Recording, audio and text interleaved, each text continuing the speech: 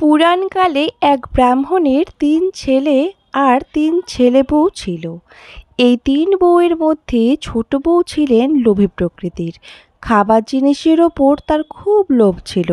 লুকিয়ে চুরিয়ে সব সময় সে ঘরের খাবার জিনিস চুরি করে খেয়ে নিত আর সমস্ত দোষ চাপিয়ে দিত বাড়ির পোষা একটা কালো বেড়ালের ওপর। বেড়াল হলো মা ষষ্ঠীর বাহন। এই মিথ্যা অপবাদ তার ভালো লাগতো না।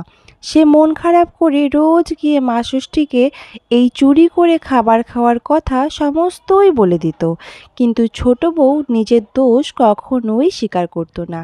এমনি করে জ্যৈষ্ঠ মাসের ষষ্ঠী তিথিতে অরণ্য ষষ্ঠীর দিন এসে পড়ল। প্রতিবারের মতো এবারও ব্রাহ্মণী ব্রত করবেন ঠিক করল। বাড়িতে পুজো হবে, আনন্দ উৎসব হবে।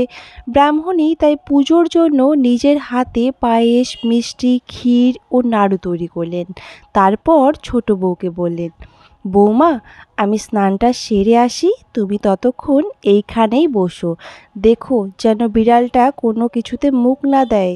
ব্রাহ্মণী চলে গেলেন স্নান করতে। এদিকে এইসব ভালো ভালো খাবার দেখে ছোট বউ আর লোভ সামলাতে পারল না। মিষ্টি, ক্ষীর, পায়েস, দই যা ছিল সব তাড়াতাড়ি খেয়ে নিল আর একটু দই নিয়ে বিড়ালটার মুখে মাখিয়ে দিল। এদিকে ব্রাহ্মণী স্নান করে এসে দেখলেন খাবারগুলি নেই, কে যেন খাবারগুলো সব খাবলে খেয়ে গেছে।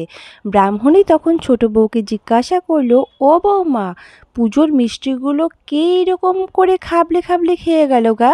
ছোট বউ বলল, কি জানি মা, একটু অন্যমনস্ক হয়েছিলাম। সে সময় আমার চোখে ধুলো দিয়ে বিড়ালটা মনে হয় সব খেয়ে নিয়েছে। হ্যাঁ তো, ওই দেখুন না, ওর মুখে সব লেগে রয়েছে। এই বলে ছোট বউ বিড়ালটাকে বেশ ২-৪ ঘা কষিয়ে দিল। শেষে ব্রাহ্মণী আবার সমস্ত নতুন করে জোগাড় করে পুজোর ব্যবস্থা করলেন। এদিকে বিড়ালটা মনের দুঃখে কাঁদতে কাঁদতে বনে চলে গেল। সেই বনেই ছিলেন মা অরণ্য ষষ্ঠী। তার কাছে গিয়ে বিড়ালটি সব কথা বলে দিল। সমস্ত কিছু শুনে মা ষষ্ঠী বললেন, আমি সব জানি বাছা, তুই কাঁদিস নে। আমি শীঘ্রই ছোট বউকে এর প্রতিফল দেব। এই ঘটনার কয়েক মাস পরে ছোট বউ সন্তান সম্ভবা হলেন। তারপর ১০ মাস ১০ দিন পরে তিনি ফুটফুটে সুন্দর চাঁদের মতো একটি ছেলের জননী হলেন। ব্রাহ্মণী তো নাতি হয়েছে জেনে খুবই খুশি হলেন। তিনি অসহায়দের জন্য অনেক দান ধ্যান করতে লাগলেন। এদিকে ছোট বউ তার ছেলেকে নিয়ে রাত্রে নিশ্চিন্তে শুয়ে পড়ল। কিন্তু সকালবেলায় ঘুম ভাঙতেই দেখলেন তার ছেলে তার কাছে নেই। চারিদিকে খুঁজেও তাকে পেল না। তখন তারা চিন্তায় পড়ে গেলেন।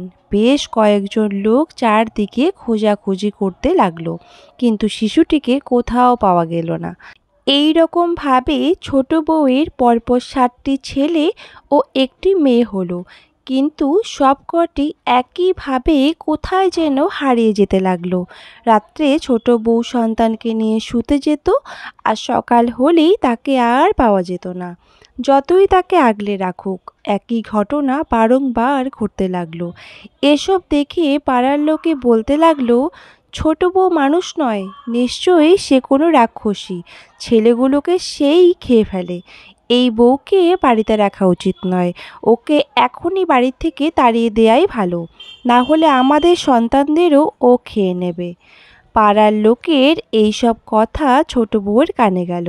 সে আর সহ্য করতে না পেরে একদিন নিজেই বাড়ি ছেড়ে বনে চলে গেল।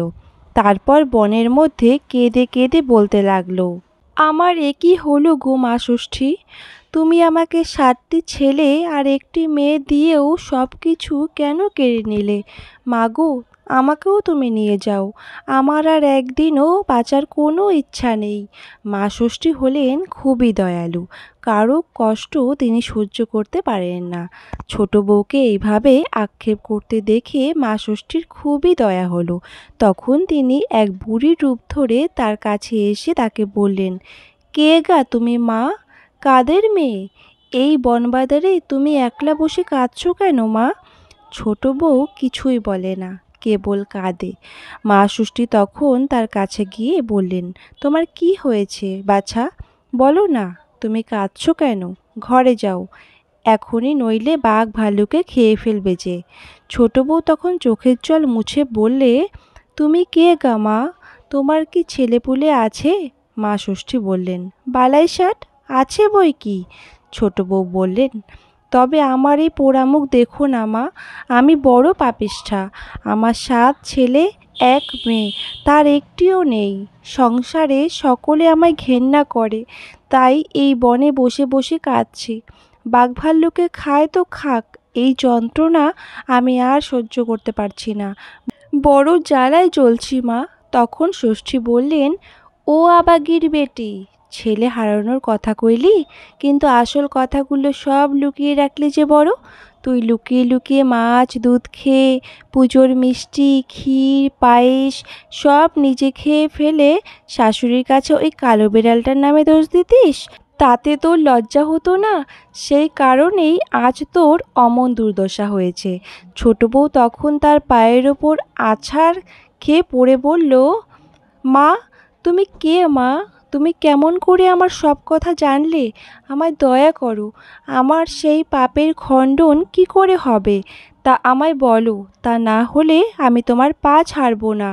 মা ষষ্ঠী ছোট বউয়ের কাতরতা দেখে বললেন, বাছা, আমি মা ষষ্ঠী, পৃথিবীর মানুষ যা করে আমি সব জানতে পারি। ছোট বউ তখন কেঁদে কেঁদে বলল, মা, আমি খুবই অন্যায় করেছি। আজ যখন দয়া করে আমায় দেখা দিয়েছ, তখন তুমি আমায় রক্ষা করো মা। তুমি যা বলবে আমি তাই করব। মা ষষ্ঠী তখন বললেন, দেখ, পথের ধারে ওইখানে একটা মরা বিড়াল পড়ে রয়েছে। যদি 1 হাঁড়ি দই ওই বিড়ালটার গায়ে ঢেলে দিয়ে সেই দই জিভ দিয়ে চেটে ফের হাঁড়িতে তুলতে পারিস, তবে সব ছেলে মেয়ে আবার ফিরে পাবি। এই কথা শুনে ছোট বউ 1 হাঁড়ি দই এনে সেই পচা বিড়ালটার গায়ে ঢেলে দিয়ে জিভ দিয়ে চেটে সমস্ত দই আবার হাঁড়িতে তুলে এনে মা ষষ্ঠীকে দেখালো। মা ষষ্ঠীও ছোট বউয়ের ছেলে মেয়েদের নিয়ে আগে থেকেই দাঁড়িয়েছিলেন। তার যতগুলি ছেলে হতো বেড়ালে মুখে করে এনে সবাইকে মা ষষ্ঠীর কাছে এনে দিত। মা ষষ্ঠী সেই 7টি ছেলে 1টি মেয়ে এনে দিয়ে বললেন, এই নে তোর ছেলে মেয়ে, এই দই নিয়ে সকলের কপালের ফোঁটা দে, আর এদের নিয়ে আনন্দে সুখে ঘরকন্ন কর। আর কখনো পুজোর জিনিস লুকিয়ে খেয়ে আমার বাহনের নামে দোষ দিস না। কখনো ছেলে মেয়েদের দূর হও, মরে যা বলবি না। অন্য কাউকে বলতে শুনলে বালাই ষাট বলবি। আর ছেলেদের কখনো বাম হাতে মারবি না। বেড়ালকে কখনো লাথি মারবি না। জ্যৈষ্ঠ মাসের শুক্লা ষষ্ঠীতে পিটুলির কালো বেড়াল গড়ে, পিটুলির কঙ্কন গড়ে, ফলমূলের বাটা সাজিয়ে, 6টা পান, 6টা সুপারি, 6টা কলা আর বাঁশপাতায় হলুদের কাপড় জড়িয়ে 6 গাছি সুতা পাকিয়ে তাতে বাঁধবি। এই সুতাকে 7 সুতা বলে। তারপর তেল হলুদ দই দিয়ে অরণ্য ষষ্ঠীর পুজো করে প্রত্যেক সন্তানের কপালে হলুদ ছুঁইয়ে সেই সুতা ডান হাতে বেঁধে দিবি। যতগুলি সন্তান ততগুলি সুতা চাই কিন্তু। এই সব কথা বলে মা অরণ্য ষষ্ঠী অন্তর্ধান হয়ে গেলেন। ছোট বউ তখন 7 ছেলে ও 1 মেয়েকে নিয়ে শ্বশুরবাড়িতে ফিরে এসে শাশুড়িকে প্রণাম করল এবং সমস্ত কাহিনী তাকে জানালো। ব্রাহ্মণী নাতি নাতনিকে ফিরে পেয়ে খুব আনন্দিত হলেন। অল্প দিনের মধ্যেই নাতি নাতনির বিয়ে দিলেন।